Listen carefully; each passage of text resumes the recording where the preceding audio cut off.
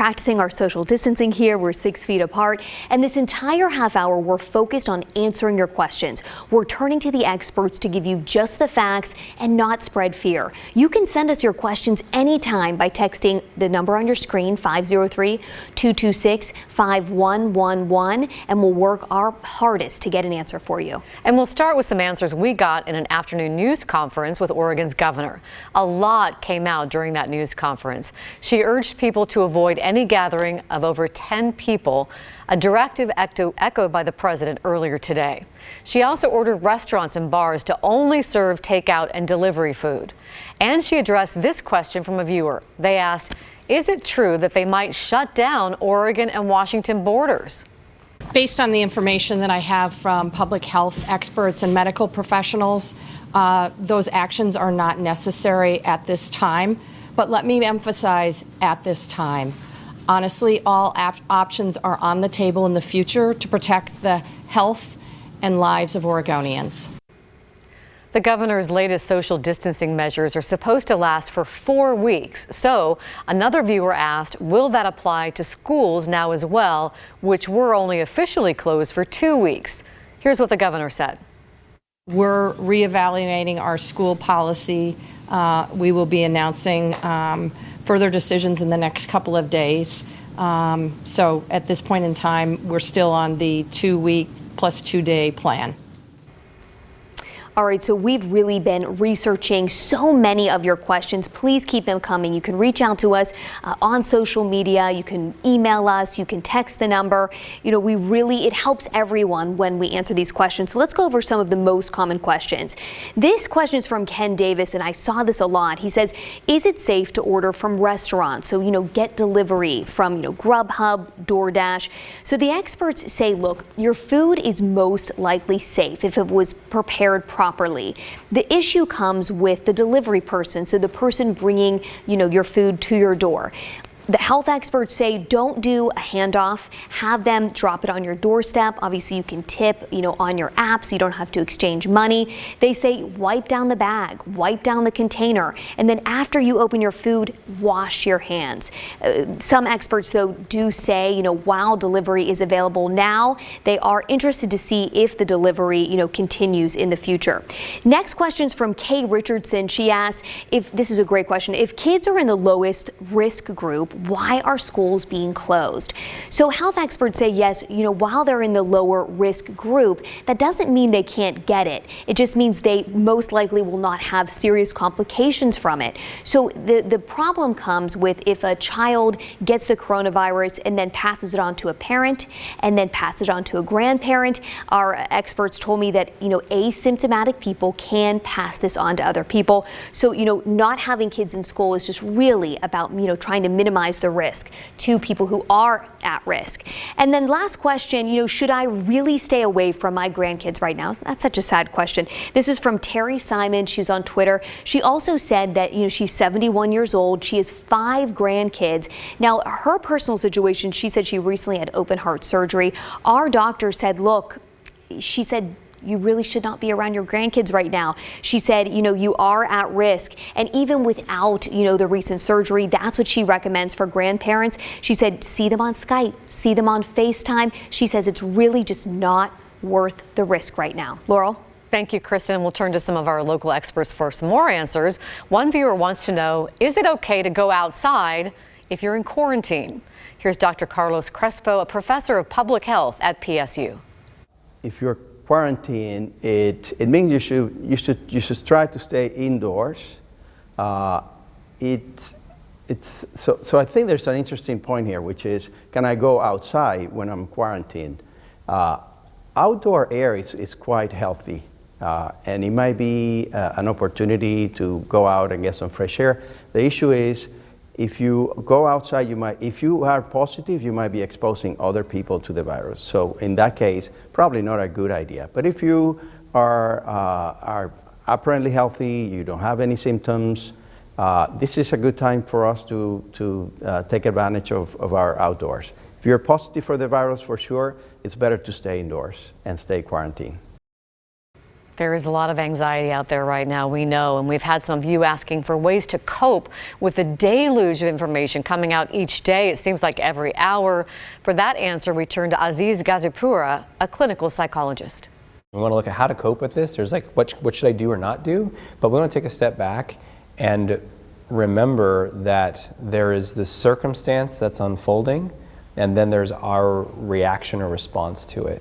And no matter what is happening, whether it's a global pandemic or someone is angry at you in your love life, there's what's happening out there, and then there's how do I choose to respond to this. And it's especially important to remember that in times of chaos, that we do have a choice to how we react to that. And one of the first things we want to do is to start to develop our capacity to handle a crisis. And so there's an opportunity in here that we're all going to experience crises in our life. It might be a personal crisis. Maybe you lose a loved one or you lose your job. This is a global crisis. And so we want to be able to strengthen our capacity to turn towards the crisis, face it, and know that we have the strength and the resources to handle it. So coming from that place, then we can look at, okay, what decisions do I want to make? And I think it's important to take in information with news and social media, and there's a limit. There can be a desire or a hunger to want to know more, and then we go to look, and the next thing you know, we could spend 3, 4, 5 hours straight doing that. And I do think there is a downside to that, where we want to be more strategic in our use. Why am I going to watch this? What information do I want to know? Am I curious about what decision to make for my job? Am I curious if I'm going to travel or not? So come into it with some awareness of what you're looking to figure out, and then limit your time on the different forms of media. All right, great advice. And our Verified team looked into another question we've been getting. A viewer wanted to know if you could get the coronavirus if you've already had the flu. Jason Puckett has the answer.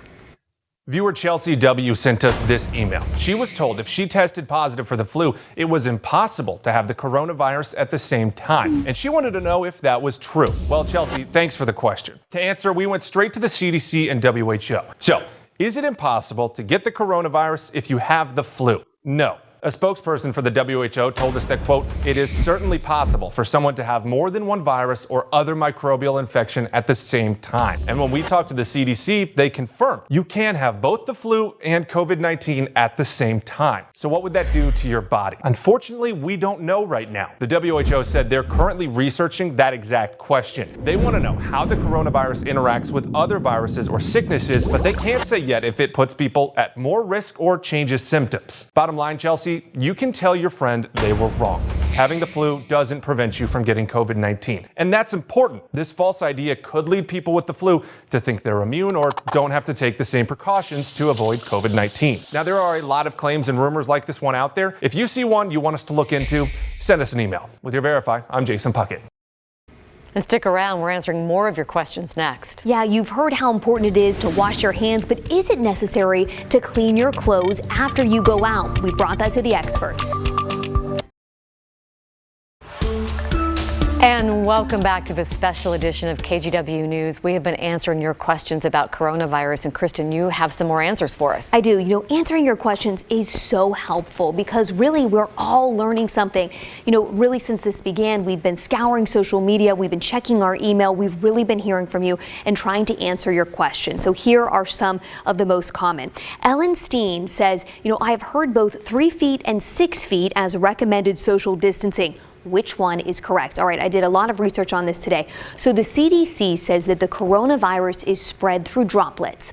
Those droplets of an infected person who has coronavirus, they can go between 3 feet and 6 feet. So that's why they say you should be between 3 feet and 6 feet. Almost every health expert says you want to be at least 6 feet away from people. That's what we're talking about when we talk about social distancing. All right, next, we said this was such a Portland question, right? So this Sarah was asking about events. She said, you know, she's getting some conflicting messages about how big groups can be. She said, can a small event of, say, 6 belly dancers and a crowd of maybe 20 people still happen?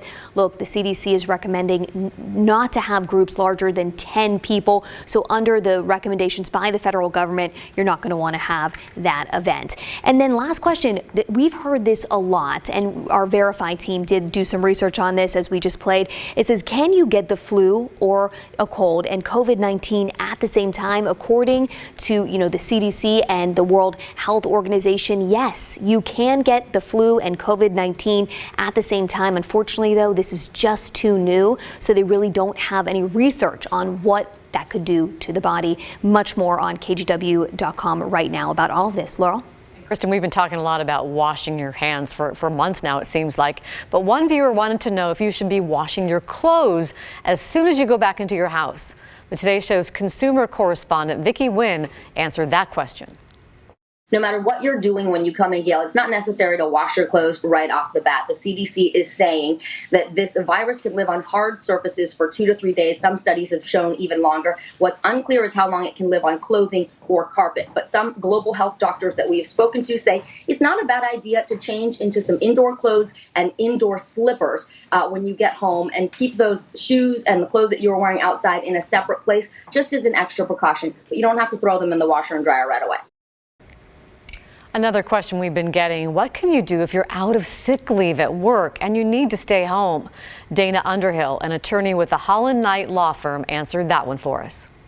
The most important thing I need to keep in mind is that employers and employees are communicating. These are very fluid times. So whereas yesterday the answer may have been one thing, today it's a little bit different. So let's talk about what it is today. In Oregon and in Washington, paid sick leave is required under certain circumstances. In Oregon, if you have more than 6 or more employees in Portland, or 10 or more in the rest of Oregon, sick leave needs to be paid. In Washington, it's all employees are entitled to paid sick leave. And the computations are different, but everybody's entitled to accrue it. And so that's the first place to look. Do you have it? If you're out of it, there are alternatives. In circumstances like this, depending on the size of your employer, there may be an alternative to get Family Medical Leave Act benefits, or Oregon or Washington Family Leave Act benefits. If you're a member of a union, there may be an opportunity to check your collective bargaining agreement and see if there are emergent circumstances that kick in under circumstances like this with COVID-19. There are circumstances in which short-term disability might be available to an employee, and that's something you need to check with your employer about. And that's why communication is so important. There are so many things at play. In Washington right now, there's already in place an opportunity for employees who have outrun their sick leave but are ill or caring for somebody, or their child's school has been canceled because of a declaration of emergency. There's an opportunity to get unemployment benefits, and it is likely that that will be considered here and in other places. All right, we are continuing to answer all of your coronavirus-related questions, including should you wear a mask? And how can you tell the coronavirus apart from the flu? We're answering some of your... We want to take a few minutes now to answer some of the most commonly asked questions that we have gotten since we learned about coronavirus. Now, some of these you've heard before, but we keep getting asked about them, so we thought we should repeat some of the answers. And Kristen's been doing a lot of research. You're an expert on this. Should I wear a mask? Right, so that is a question that we keep hearing. We've heard that from the beginning. I asked Dr. Christine Wheeler, she's with PSU, she told me no. Unless you have symptoms, you should not wear a mask. She said wearing a mask, it just makes you touch your face more, which is very, extremely risky behavior. We keep telling everyone, don't touch your face. So she's saying unless you have symptoms, no, do not wear a mask. Well, you're talking about symptoms. So what are the symptoms? What's the difference between the symptoms for COVID-19, for flu, and say the allergies, because we're going into allergy season? Right. I mean, we're going into allergy season. People are coughing, people are sneezing. So let's look at this. Coronavirus versus flu versus allergies. So seasonal allergies, itchy eyes, runny nose, sneezing, most of the symptoms are centered around your head. Now, allergies can make you feel tired, but typically you won't feel as tired and achy as you would if you came down with the flu or coronavirus. Those affect your whole body. With the flu, you'll experience any of those things, coughing, body aches, fatigue, fever, and then if it's a bad case, the symptoms will get worse. Many of the flu symptoms are also associated with the coronavirus, but one point of difference here is the shortness of breath that we keep hearing about. Doctors keep saying shortness of breath, difficulty breathing. If you experience that, and you think it's possible you could have been exposed, then at that point, you have to reach out to your doctor. But the shortness of breath is really the thing that makes a difference. Yes, the doctors say really, sets this apart. Okay, let's say I'm healthy, I'm not in a high risk category. Do I need to practice really this social distancing? So, we've seen this so much, and doctors and state officials really address this today. Yes, you do. Even if you're healthy, even if, the people you're around are healthy, it's really not about you. The social distancing is about protecting those people that are at risk, the older people, the people with underlying conditions. And I'm sure you've seen a lot of that, on social media, people just, really begging others, look, even though you're healthy, we heard the officials today at the White House news conference saying, millennials, we know you're healthy, but please, for the safety of everyone, please stay home. Because a lot of them are still going out to bars and restaurants, which of course now they're going to be closing. So. Exactly. Hopefully that helps, but there was nothing worse than on social media seeing people going to these crowded bars and restaurants, because so many people have said that's just not good, not good behavior. Thank you for answering all those questions. And if you have questions you still want answered, please send them our way at kgw.com. Right, and there is so much misinformation out there online. We're verifying something that's been floating around Facebook up next about if gargling vinegar water can help you be healthy. That's next. A lot of you have had questions about Facebook posts you see spreading online like wildfire, and a lot of them are just not true. Right, our verified team has been looking into claims that have been spotted on social media, including this brand new one about if gargling vinegar water can help keep this virus at bay.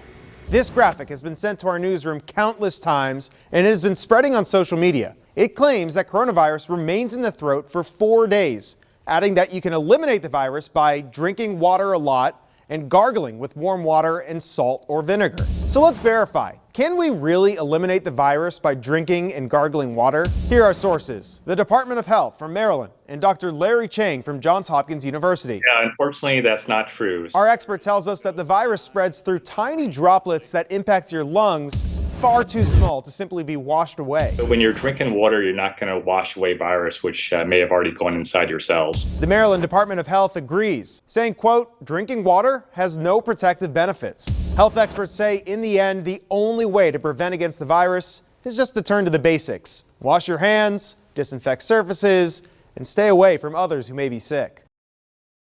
I want to thank you for joining us tonight. KGW is committed to continuing coverage on the coronavirus outbreak. Right, if you still have questions, our past stories may answer them for you. We've done so many stories on this so far. Go straight to kgw.com/facts not fear to get caught up on all of the latest information and our previous reports. And we'd like to get your questions too. You can send them to us, text them to us 503-226-5111. Things continue to change, and we'll be back here for KGW News at 11 with any updates. Have a great evening.